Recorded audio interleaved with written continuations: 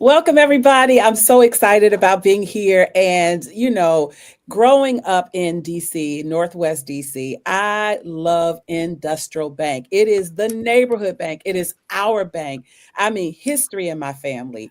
With banking at Industrial Bank and Black owned. So we're really, really excited about this partnership that we have here at Urban One with Industrial Bank. And so today we're going to be talking about getting your home loan approved.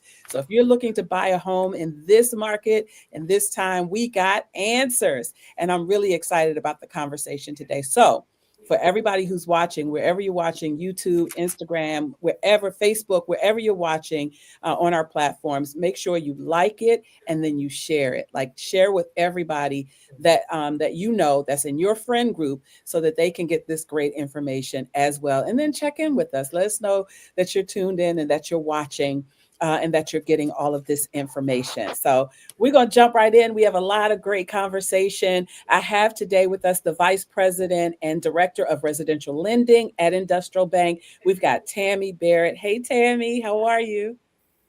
Good afternoon. Thank you for having us, Cheryl. Oh, you're welcome. You're welcome. It's our pleasure. We also have Shinique Pernell. She's the AVP of Underwriting Underwriter Manager at Industrial Bank. Shanique, how are you? I'm good. Thank you for having me, Cheryl. Good, good. Great to have you. And then we have La-Toya Jones. She's a real estate agent at Fathom Realty. And so welcome, La-Toya. Thank you, Cheryl. Thank you for this opportunity. I'm excited about the conversation and the fact that we girls.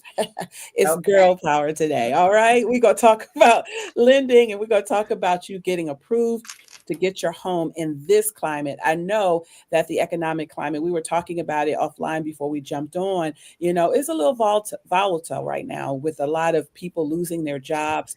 But there is opportunity because there's an uptick when you talk about interest rates dropping. So we're going to get into all of that conversation and why now is a good time for you to go ahead and secure that home loan. So we're going to jump in, La-Toya, with everything happening in the country. Is this a good time to buy?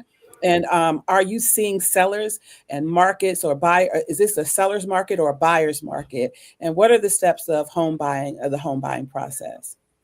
Well, That's thank a you, lot of Cheryl. questions there, ain't it? Let me slow it down. We'll start with, is this a good time to buy a home? And then we'll get into the next few questions. Okay, no worries at all. Thank you so much again for having me. So let me just answer you. I'm gonna tell you, first of all, I get this question all the time, and it doesn't just come from my prospective buyers. It comes from random people on the street when they know that I am an agent. And my answer to that, honestly, yes. Yes, right now is the best time to buy. The Mhm. reason why is because you are personally ready to buy.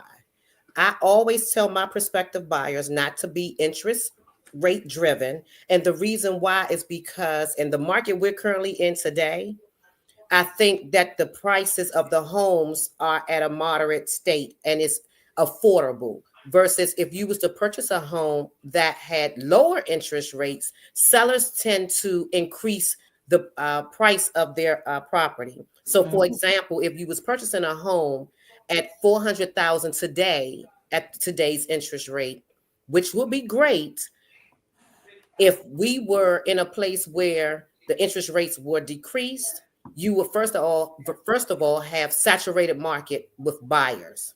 Mhm. With that being said, it's going to be more competitive, and then it turns into a seller's market where sellers would then increase their listing price of their homes. So you're going to be paying, let's say today, which will be a home for 400,000, you may be paying for a home that's 475 if the Mhm. interest rates are lowered due to the current market, the interest rates, and all of the traffic with the buyers in today's market. What I do tell my buyers, I think it's very important that they understand if they are ready to purchase today, go and secure your loan and purchase your home.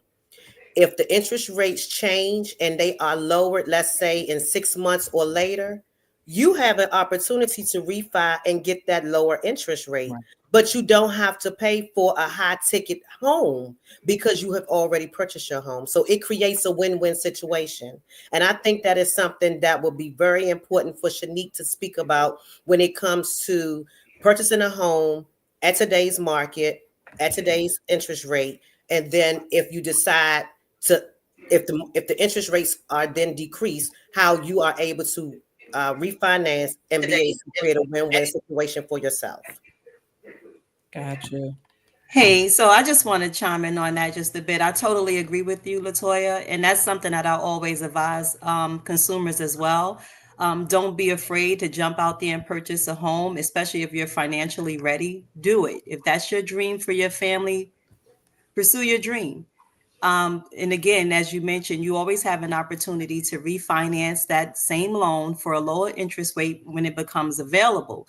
In some instances, if you do a rate and term refinance, there is no seasoning requirement for that. In lieu of that, if you do a cash out, then you may have to wait 6 months or so. But right after that rate comes down, after you're in your home and you see that there are lower rates available and that the market have shifted a bit, go in, refinance, do a rate and term. And again, like I mentioned, there's no seasoning requirement on that. So definitely take advantage of the lower rate, but take the jump into home purchasing if you're financially ready. I think you made a great point, La-Toya, about not chasing the interest rate, because once you secure the total amount of what your home is, lock that in, right? Because if the interest rate, you're saying, if I understand correctly, if the interest rate is low, the cost of the house might be high, right? Yeah. And if the cost of the house is lower, the interest rate might be a little higher. So either way, you're going to still pay the dollar. You can still You pay are. it. But I also need prospective buyers to understand how competitive it is when you have lower interest rates, because everyone is now securing home loans. So now when you go out to purchase a home, you have maybe about, I'll say from 7 to, I've seen over 20 offers submitted for one home. That's a lot of competition.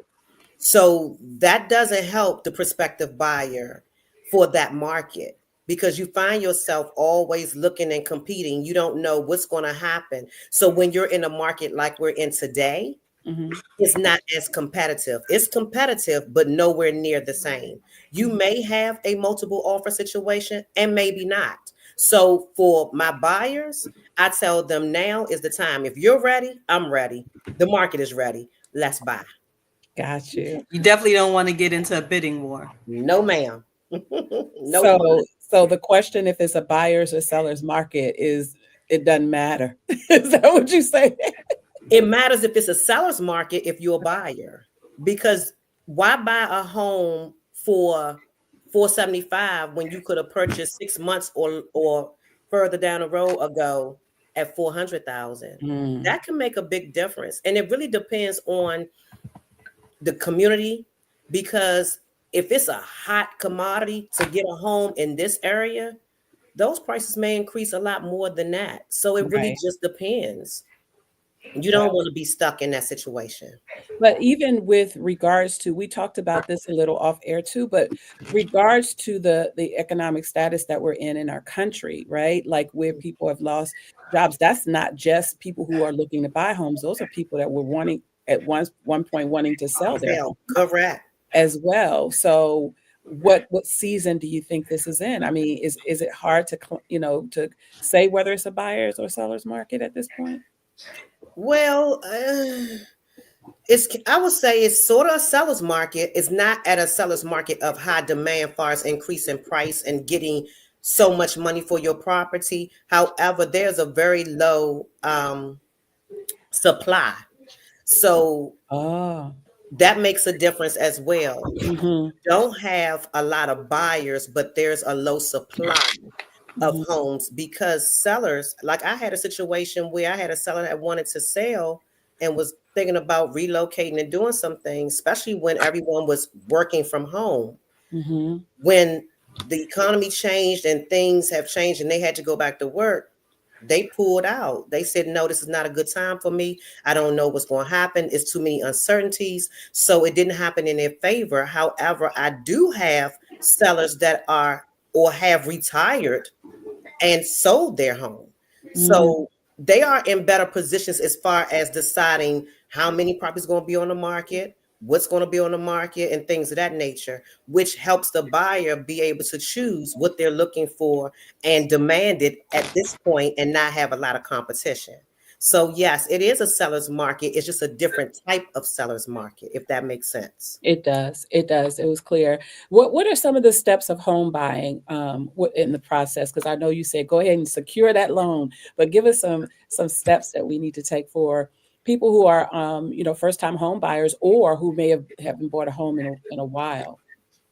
Thanks for asking, Cheryl. What a fantastic question. So let me tell you, first, let me say the process can be slightly overwhelming sometimes because when you don't have someone that really understands the process, they just think it's about purchasing a loan. I mean, applying for a loan, go out here, we find this house, we get it, and we move in. And it's not that simple. I wish it was, but it isn't. So, with that being said, I want to make sure I make this very clear on the steps that we have to take. First thing we have to do is hire a trusted realtor like myself to make sure I can guide you from step A to step Z. Secondly, you need to secure a pre-approval letter from a mortgage lender. It's so important that you understand what your buying power is. If you don't know what your buying power is, then you don't have a clue what you can afford or what you cannot afford. So that's very important. Once you have that pre-approval letter, we start the search. That's the fun part about it. We get to look at homes, try to see what you like. I do sometimes like for my clients to understand what's most important for them, what's priority, because you're not going to find everything that you're looking for in a resale. Now, if you decide that you want to build your home, that's totally different. But you do also have new builds that doesn't always give you what you want either. So you have to decide, what's very important to you. Like, for example, something's just as easy as someone moving from an apartment who has a 2 bedroom with 1 bath. They may now want their own personal bathroom. That's important. So you prioritize that. Mm-hmm. So it's important for you to understand what you're looking for as we go out and do your home search. The next thing that you would do is make an offer and allow me to negotiate. Mm-hmm. We're going to negotiate to make sure that we get your offer approved. And just so that you know, if I use any type of terms that you may not know, please stop me because I love what I do. And I get so in tune that I forget that I'm talking to those who don't do this every day. So please stop me. We'll stop you because I'll stop you. Like, what was that? What are we talking about? Yes, ma'am. So and so you may hear when you speaking with me about getting your offer approved is considered ratified. Ratified means that all the terms of your offer are agreed upon by both parties, the buyer and the seller. But remember, the key word is all terms, because until all terms are agreed upon and accepted, we're still in negotiations. That means that someone else can submit an offer and the seller can entertain that offer and ratify that contract if our terms have not all been agreed upon. Gotcha. So it's important. One key note I can tell you is time is of the essence in real estate and everything that you do. The fifth step is your home inspection. We're going to make sure that you have a home inspection and also an appraisal. We want to make sure that you have a home inspection so you can see what type of home you're purchasing to make sure that it is in good standing, that is all main operable components work, like electric, plumbing, HVAC, things of that nature. The best way for me to explain it for the listeners to understand, you want to make sure you're not buying a lemon. Right. When you buy a car and it's a lemon, no, we don't want that. So that's why we have a home inspection to protect our buyers and knowing what they are paying for. Also, you want to get an appraisal. We want to make sure that you are making a smart investment, and the lender wants to know if this property is worth the amount that you're purchasing or that you're getting a loan for. And your final step will be your final loan approval and closing. You want to make sure that you get your final approval from your loan officer. So that means Industrial Bank will be able to say, your loan has been approved. Your file is now being submitted to the closing department. You can now schedule your closing date. So Ooh. then I let my client know. And the best part of all, once we go to settlement, they can get those keys. Mhm. So that's the And that steps. settlement feel like you've signing your life away, but Oh, at the yes, you end of do. You definitely do. You might want to bring a stress ball to make sure you exercise your fingers because you're going to be signing for a minute. For yeah. sure. I love that. You broke that down so well. Thanks, La-Toya. You're All right, welcome. so you talked about getting a pre-approval, right? Yes. So you get these letters in the mail all the time, La-Toya, about you're pre-qualified and you get really excited that how they know, but I'm getting ready to get this loan, right? But talk about the difference between being pre-qualified versus being the pre-approval. Oh my goodness. Okay. So I'm going to tell you, everybody, I need everyone. I hope your listeners are listening and they are sending questions over, but I need everybody to say story time because it's Put about it to in be the a chat. story. Story time. Story. Story time. So I'm going to explain to you the difference between the two, and then I'm going to give you an example because I noticed that people retain information better when it's more coming from a story than us just speaking to them. So understand that when you have a pre-qualified letter, usually you fill out an application. They do not ask you for any supporting docs. You just provide your information of how much money you make. You file your taxes with, things of that nature, how much money you have in the bank to close on your home or what you have in the bank period to help purchase your home that may be for a down payment or whatsoever. So when they do that, they spit out a pre-qualified letter. That pre-qualified letter has not did any verification of the information that was given. So then if I go out and show a property, let's say we see a property, they like the property, we write on it, we get it ratified, and then we go back because I have to submit this information to the loan officer and find out, oh, now I need your supporting docs. Now you find out you are no longer qualified for this house because you can't afford this amount of house because we didn't know that what you had told me that you make is really overtime and you don't get overtime a lot. So you Consistently. base this on what you were making currently at that time. Two, the money that you have in the bank may not be enough, or they want to see a certain amount of money in the bank. And I will allow Shinique or Eva, Tammie to speak about that because we don't want any type of shock payments and you're not Fraudulent. prepared for them. Yeah. So with a pre-approval letter, that's what we suggest that you have, a strong pre-approval letter. The reason why is because when you do your online application, you submit your information. The first things the lenders are going to ask for are your supporting docs. I call it the 1, 2, 3s. That means you're going to give 1 full month of your pay stubs, 2 full months of your bank statements, and 3 years of your W-2s and your taxes. It's very important that that information is submitted.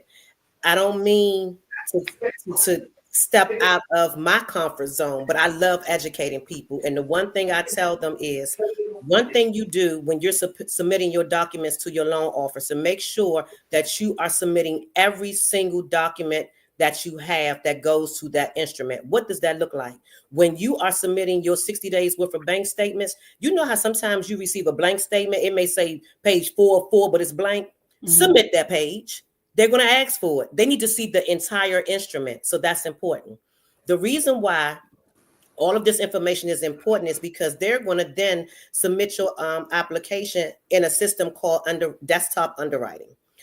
When you do that, it's going to spit out a pre-approval.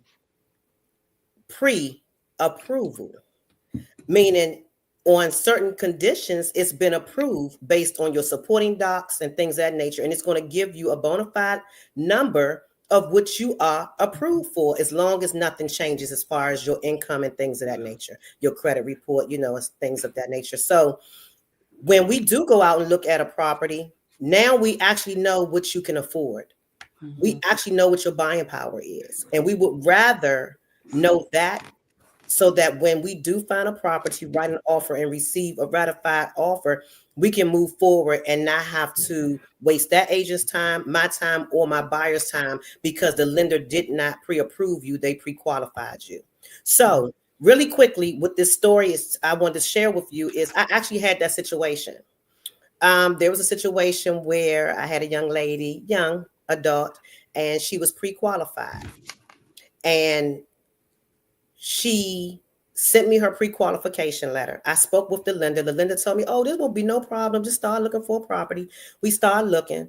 We looked for, I'll say, about 10 days or so.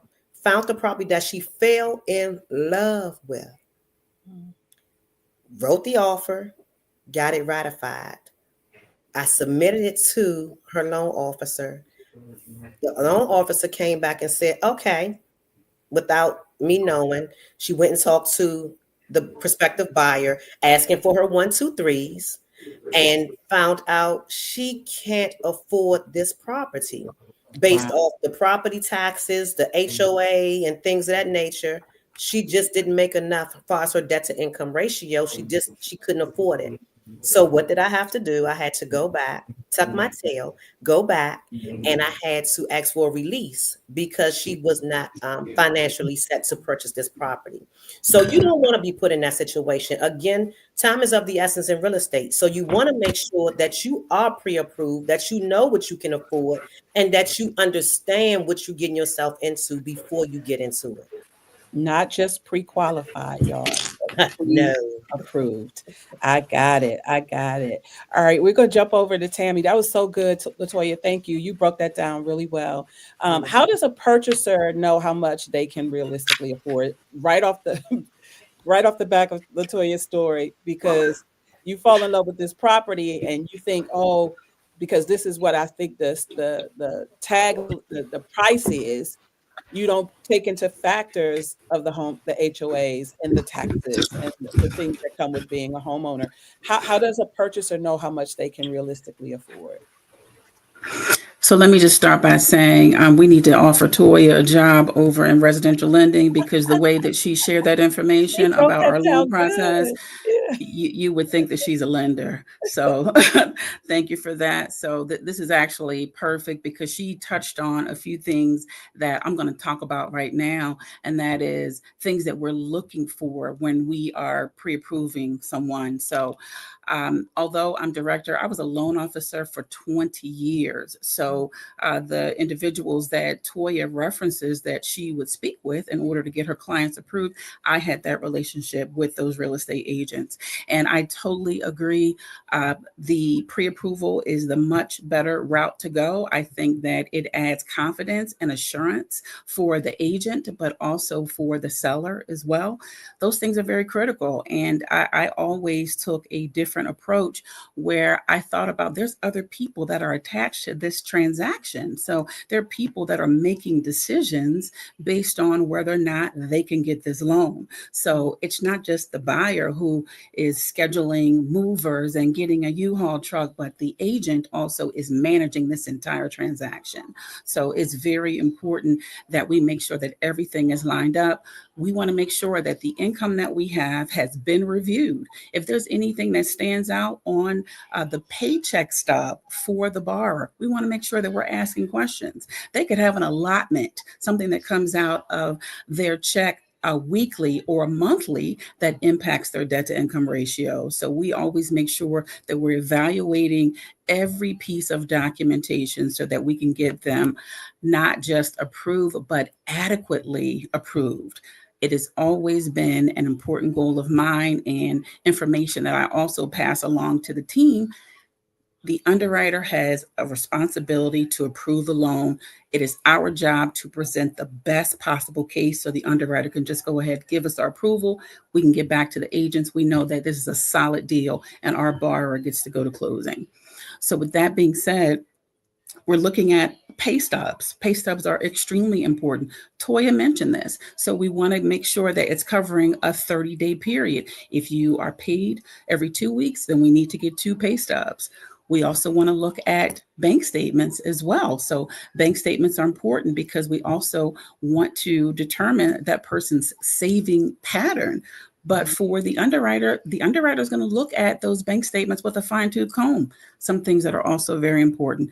They don't want to have any NSFs. They don't want to have any bounce checks on their bank statement. Those are things that are red flags for an underwriter. So before it even gets to an underwriter, we're reviewing those bank statements in addition to the pay stubs to make sure there are no red flags that stand out.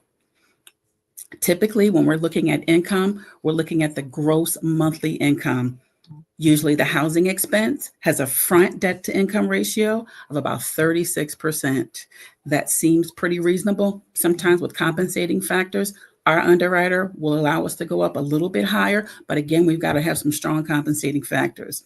In addition to that, we look at the back end ratio, which is a combination of your housing expenses and all other debts as well. Those things are very critical when we're looking at how much our particular borrower can qualify for. Down payment. Does the person have sufficient reserves for closing costs and down payment requirements? Those things also impact affordability. Credit score and interest rate.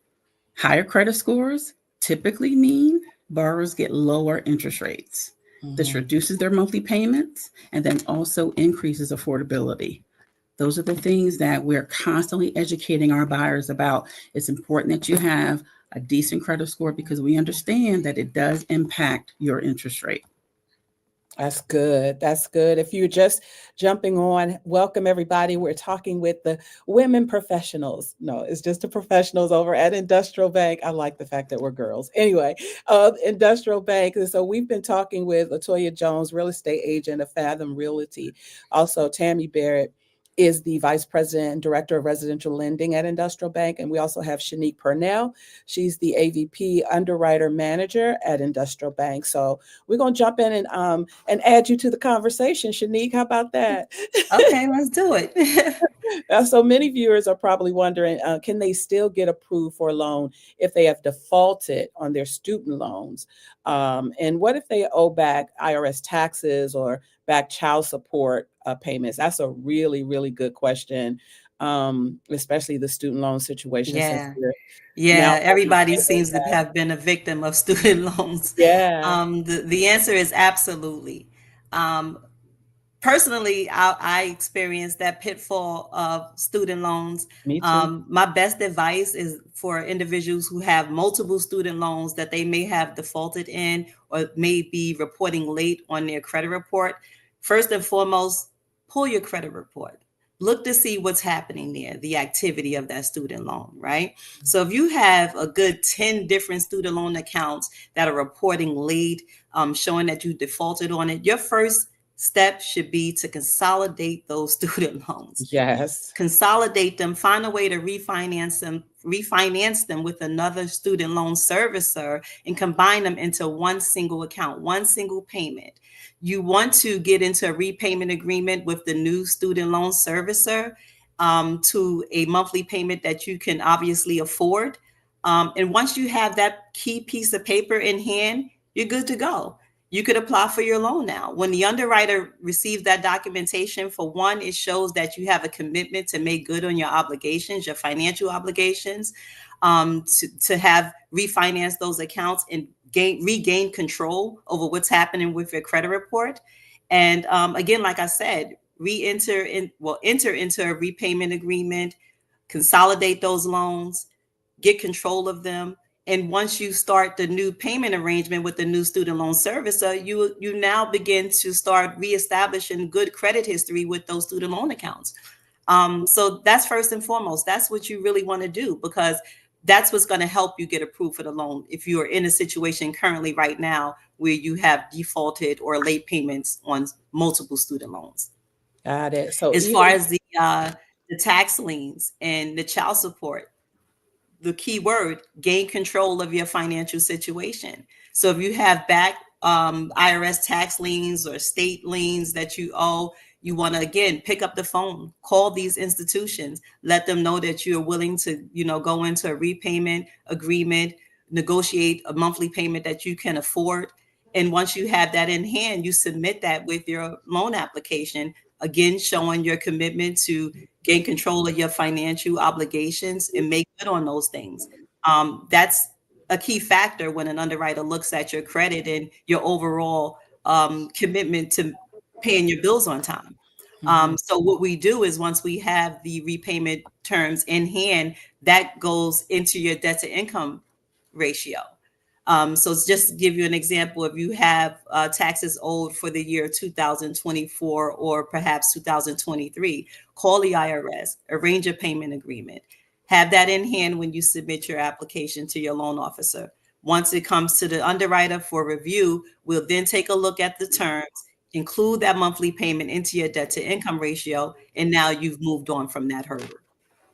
Got it. So you have to just show some level of fixing what it is that might be blemished. Yes, exactly. And you'll just be qualified with the debt rather than saying no. Yeah, you essentially are qualified with the monthly payment rather than you disqualifying yourself just because you're in this current situation. There's ways, alternative ways that you can still get the same result, but you have to put the work in. So that's why this is important for potential home buyers to know this information so that they can start preparing now to be a homeowner. The same thing with child support. You know, individuals who currently owe child support payments, sometimes it may show up on credit, sometimes it may show up when the title commitment is presented. Again, call the entity, go into a prepayment agreement, establish a monthly payment that you can afford, and submit that information. Got it. Very simple process. You just have to take care of your business. And you just got to get the ball rolling, right? Yes. So, because first off, pull your credit report, see what's there, see what's derogatory, and whatever needs to be fixed, start working on fixing it. But correct. You got to get started somewhere. So even where you might be now, where we were talking about earlier, maybe your finances are strained or you just started a new job or whatever the economic status is, start doing that right away and then get the ball rolling. And, you know, like La-Toya said, you know, get that pre-approval. But the only way you're going to be able to do that is if you pull your credit report and see what's there. Yeah. I love Yes, take one step at a time. One step at a time. Deal with one derogatory piece of information at a time and start, you know, eliminating those things. Create your list and start, use a checklist and get through it. And once you have that documentation, it's support that you have, you know, a strong commitment. And the underwriter is going to use that to help you, not against you. Got it. I know in times past and doing finding out more information from industrial, you guys have stuff on your website that can help people get started, right? That will give We have instructions. tools, calculation tools. Yeah. So you can go to industrialbank.com, industrial-bank.com. You see it scrolling at the bottom to get the ball rolling so you can get started.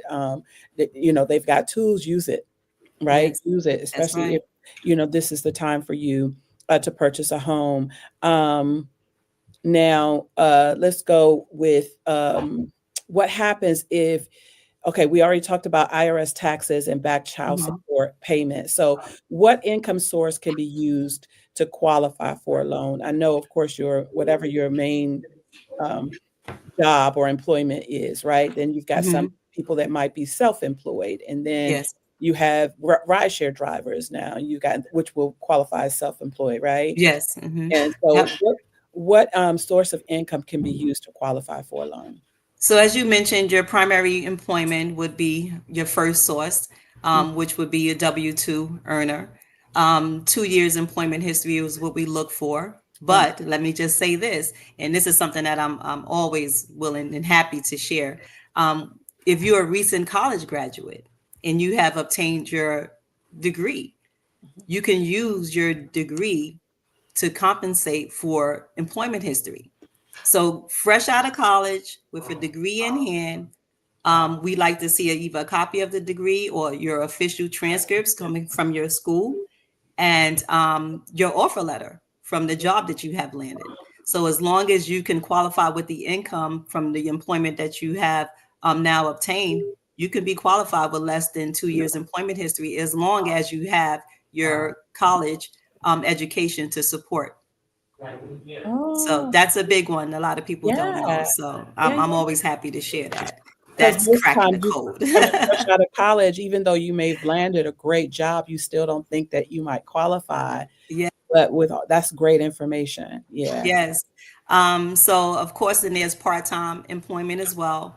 With that, you have to have a 2-year employment history, continuous, uninterrupted employment history to use part-time employment. So if someone has their primary job that they work on and may work, I don't know, do an Uber or something of the sort, you can use that as long as you have your 2-year history in doing so. So that's another good one to share. Moving into that, the next one would be seasonal employment. I like to use the example of contractors or maybe lawn maintenance people who do your lawn. They're seasonal workers. So if you are a seasonal worker and you can document that, and on your off season you receive unemployment, you can use your unemployment to help you qualify for the loan as well. As long as there's as long as there's 2 years of receipt of unemployment, in addition to your seasonal employment, you can use your 1099s from the unemployment to help you qualify as well. That's good. That's interesting. Yeah. So then we also have commission income as well. We look from anywhere from 1 to 2 years for commission income. So that's, a good one as well. So if you are on a job and you also receive commission income, you can use the commission income to help you qualify as well. Then again, there's overtime and bonus and tip income as well. So waiters and waitresses who receive tip income, or maybe even barbers or hairdressers who receive tip income, as long as you report that income on your 1040s with your federal tax returns, you can use that income to qualify. A lot of people don't know that as well. Yeah. They don't even Self-employment income. document it. They should. Yeah, self-employment income. So again, so that we're speaking about barbers and hairstylists, eyelash technicians, all of those people that are self-employed, especially our young, young adults, the millennials who do everything such as social media and all Yeah. of that They have good stuff. multiple streams, right? Yeah. So they have to first, most important, the cash income that they're receiving, report it on your 1040s. If you report it on your 1040s and you can document doing so for 2 years, then yes, you can use that income to qualify. Got 2 it. years history. Yep. So then we have pension income for retirees. Different types of retirement income from your 401k or your IRA. If you have set up a distribution for yourself, you can use that as well. You have Social Security, disability income as well. What else? Dividend income. If you have 2 years receipt of that, you can use that as well. And military income as well. So if we have a military personnel who's also receiving allowance, a basic allowance for housing, they can use that to help them qualify. Alimony, child support, and maintenance payments as well, you can use, as long as you can document continuous receipt for however long you've been receiving it and the amounts are stable, then you can use that to qualify. Another good one, and the last one that I'm going to mention, is rental income. And the rental income that I'm speaking of now is rental income from the proposed property that you're going to be purchasing. So if you are purchasing a 2-unit dwelling and you intend to occupy one of the units, the other unit that you're not going to occupy, you can use the proposed rental income from that unit to help you qualify for the mortgage. Got it. All right. So any type of money you got coming in, you got to bring it to the table. Bring it to the table. Whatever it is you have coming in, you got consistent we gifts. Gonna work it out. Right. Let them know you got consistent gifts coming in. Every month I'm getting this from this person for whatever reason. Entertainment. A lot of that happens. So make sure you guys document all the types of income you have, not just your primary job, but every type of income that you have coming in. Make sure you list it all, because it helps. It helps in your debt to income ratio. Put it all on the table. We'll tell you what you can use, what you possibly cannot, or if you need another 2 months for it to be considered stable, just disclose it all. Yeah.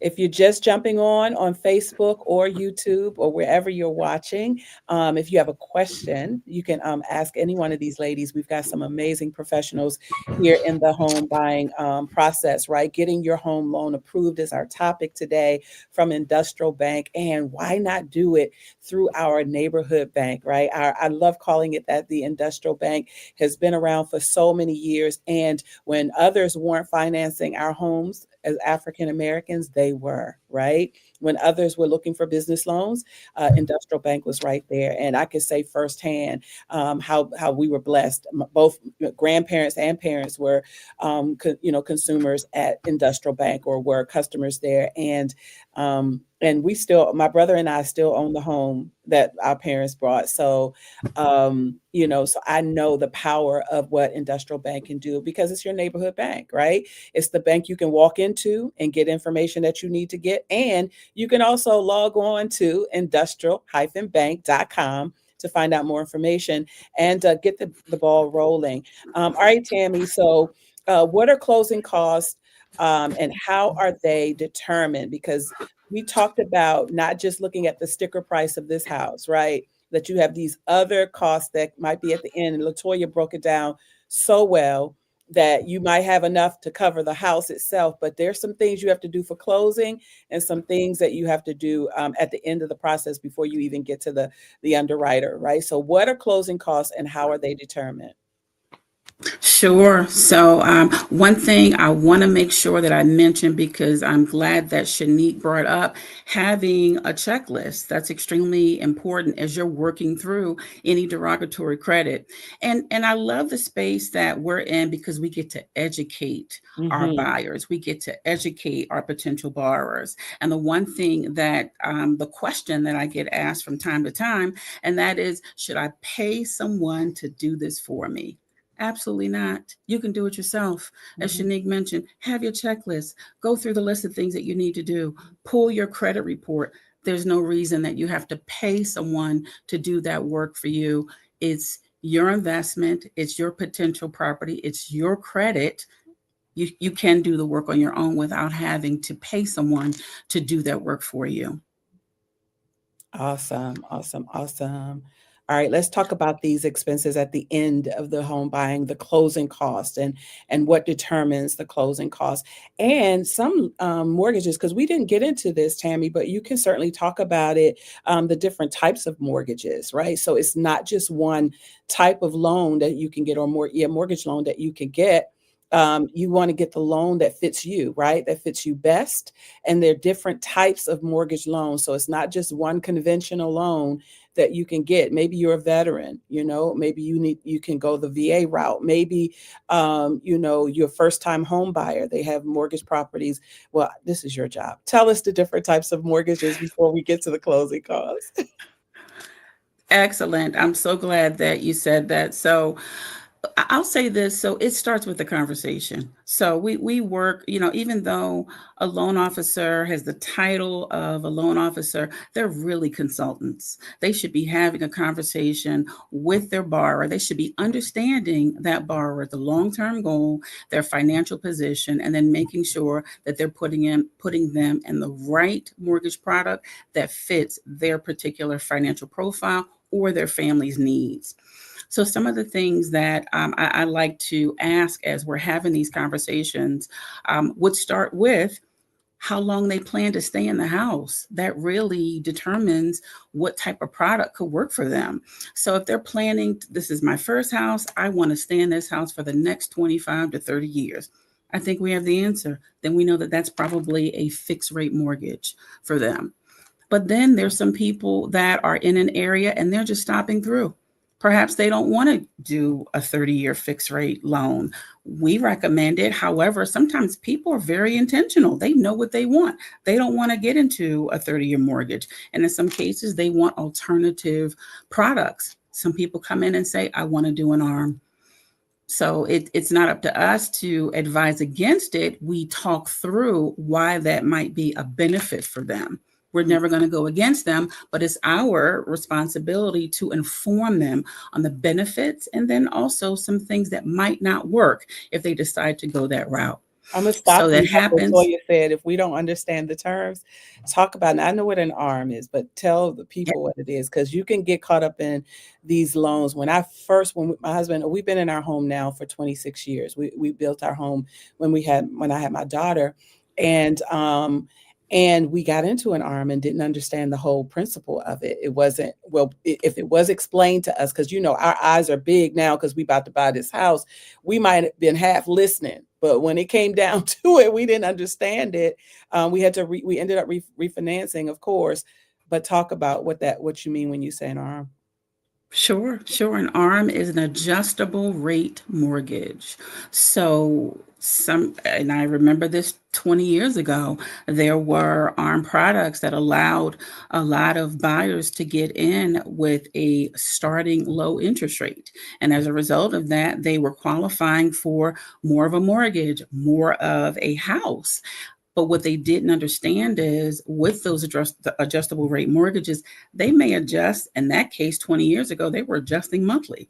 They may adjust annually or every third year, every fifth year. So that's very important. And that's the education piece about it. Is that the program that's going to work for you? And are you prepared for your loan to possibly change? Because we know that there are other variable components like taxes and insurance, but your mortgage, it shouldn't change if it's fixed. But if you get into a variable mortgage, your principal and interest will change. So those things are very important to understand. And is that the right product and or program for you? Because it's a low interest rate loan when you get into it and you're thinking, oh, this is perfect. We can make these payments. But at any given time, if the market changes, the rate can adjust, right? Or it's a term that will say every 6 months or after so many years, it'll adjust. So be mindful. You could tell Absolutely. I'm a little salty about it, but okay. Okay, go ahead. I'm sorry. So some of the products that we offer, I'll talk about what Industrial Bank offers. So we offer FHA loans. So FHA loans, that's a government-backed product. So FHA, we see a lot of our first-time home buyers. They want to do the lowest amount of out-of-pocket as possible. And with an FHA loan, our borrowers only have to put down 3.5%, and the seller can pay all of their closing costs. We're up to 6%. So that's a benefit for our first-time home buyers. We can move over to products for our veterans, so VA loans. And depending on that particular veteran's eligibility status, they may be able to finance 100% of the purchase price. It all depends on what their eligibility is. And then, of course, the standard and most commonly referred to loan is a conventional loan. So in some cases with the conventional loan, some borrowers they can put down 20%. That's not always the case. They can put down 5%. They can even put down 3%. Some of our first-time home buyers are in need of down payment assistance. Well, Industrial Bank partners with various down payment assistance programs that assist our borrowers with down payment assistance as well as closing cost assistance. We see a lot of that in this market, especially with our first-time home buyers. So we try and make sure as a part of our community efforts that we're engaged with those particular affordable lending type of products that help our first-time home buyers. Gotcha. Tammie, you want to mention the non-QM, the bank statement program? I'm going to let you do that because that's been your favorite lately. Okay. So we also have a product for our self-employed borrowers as well, which is called a bank statement program. So they won't go the conventional way of by way of going conventional or perhaps FHA or VA. This program is set up for non-traditional conventional lending, where they just provide 12 to 24 months of bank statements showing all of their deposits, and they just have to document their percentage of ownership. And that's a completely different lane. So these situations are good for borrowers who, again, are self-employed, who or may have like a lot of tax write-offs on their 1040s. And keep in mind, these tax write-offs that you use on your 1040s or that the accountant may help you to get more money back or perhaps pay less in taxes, they hurt you in the back end because it negates away from your gross earnings or your net income, so to speak. So in those cases, we like to channel those borrowers over to the other program, which is the non-QM program, utilizing 12 to 24 months of their bank statements of all of their business deposits. And we do an average, and that's the monthly income that they are able to use to qualify. So, yep, that's a good program for our self-employed borrowers. Oh, got I'm so glad you mentioned that. Yes. Yeah, it's an alternative. There's a lot of folk who are self-employed, and that's the main thing of being able to prove your income, being self-employed with the different types of properties and ways. You got influencers now who's making, a great sizable amount of money, who's able to purchase, and it is consistent income that will be qualify as, as entrepreneurs and self-employed. That's correct. Yeah. Cheryl, and actually that's a very good point as you talk about influencers, because what we notice, and it's great that we do have this as an option, because our self-employed borrowers, they don't understand, although they have technically the tax right to write off a lot of their expenses, when it comes down to things like this, purchasing a home, they're not qualifying. So we can introduce products like Shinique just mentioned, doing a non-QM product that will help them to qualify based on the average of their bank deposits over the past 12 months. Got you. So what is the estimated timeline from application to closing? And I know that can vary based on a number of factors, but what's an estimated timeline from application to closing? So I will say this. So our best practice is to close loans within 21 to 30 days. And this is barring that there are no delays that are outside of our control, such as issues with title, such as issues with appraisals, for that matter. We might not have the value that we need. And then we have to call La-Toya, and La-Toya's got to renegotiate the contract if it doesn't appraise. And the seller might say, well, we don't want to do this. So then, we end up with another situation if that's one of the factors that's prohibiting the loan from closing on time. But I will say this, and I don't want to say this because I'm raving about Shinique, but I'm raving about Shinique. She gets a loan approved in a day. So, wow. Well, that's in hours. Keep raving, Tammie. Keep on. Absolutely. So La-Toya saying that's what I need. That's what I need. Yes, indeed. Absolutely. So the loan can be approved in a day, but it's the other factors that are outside of our control. So we do our best to make sure that the agents are aware, and we solicit their help if there are things that we need from the borrower. We want to make sure that everyone is involved. I mean, it's a collective effort to try and make sure that we're closing on time. Again, we're very sensitive. It's a contract. People are making decisions based on whether or not this loan is going to close. So we're doing our very best to make sure we don't miss closing dates. And I will tell you this, if we do, it's not because of Industrial Bank. I like it. So yeah, we're going to wrap this thing up because we get close to the end. Don't have any questions from the audience, but certainly you can log on to industrial-bank.com and get all the information that you need. But Tammie, tell us where the audience can go to receive information on getting their home loans approved, and tell us why Industrial Bank is the place they need to go to get it done. Absolutely. So to reach Industrial Bank, you can always email us at ibmortgage@industrial-bank.com. You can also reach us on our social media platforms. We're on Instagram, we're on Facebook, and we are on LinkedIn. And when I tell you the reason you want to come to Industrial Bank, as our motto says, because we're getting things done. We're getting things done quickly. So trust us when I say we're committed to this. We've got a team, a very experienced team. We've all been in this business for a very long time. So we're passionate about the work that we do. I love that. I love it. All right. If you're just tuning in, you just missed the whole thing. Let me tell you, you got to go back and get the recap of things. But we've had Tammie Barrett, Vice President and Director of Residential Lending at Industrial Bank. We had Shinique Pernell, AVP of Underwriting Manager or underwriter manager at Industrial Bank. And then La-Toya Jones, real estate agent at Fathom Realty, who broke things down so well. We've got about 6 minutes to go. So I'm going to give each of you an opportunity to close out. What final thought would you leave with the audience today as we're talking about getting the home loan approved? And we'll start with you, La-Toya. Well, thank you so much. I appreciate that.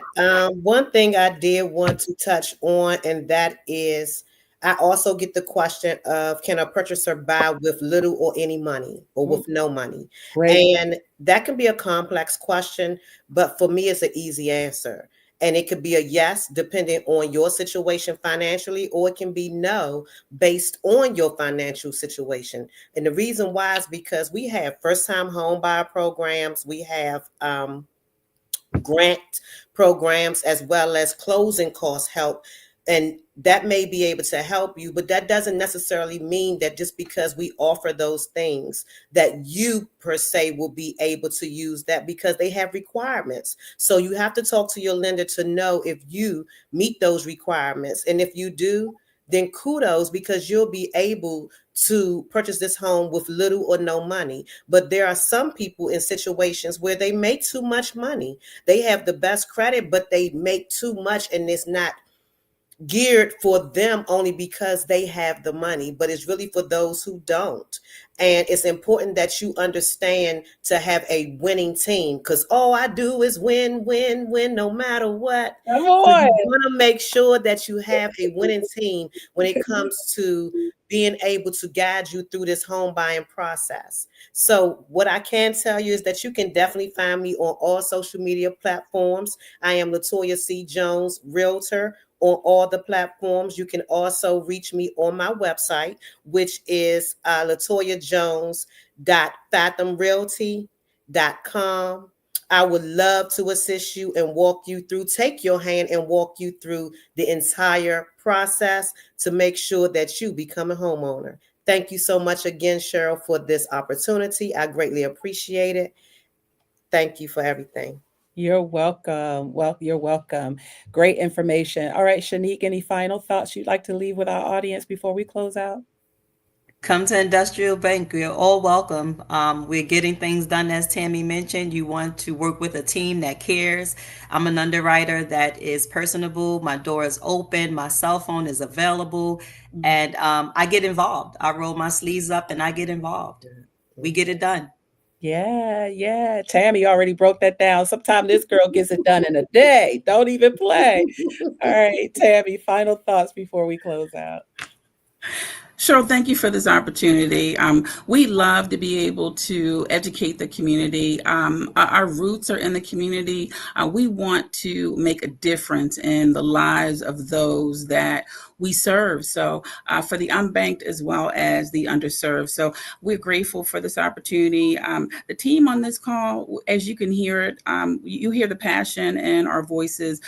We believe in home ownership. We believe in making those dreams a reality. So we want to hear from the community. So we appreciate the feedback, but more importantly, we would love the opportunity to talk to anyone that's interested. So again, please feel free to reach out to us at area code 202-722-2000.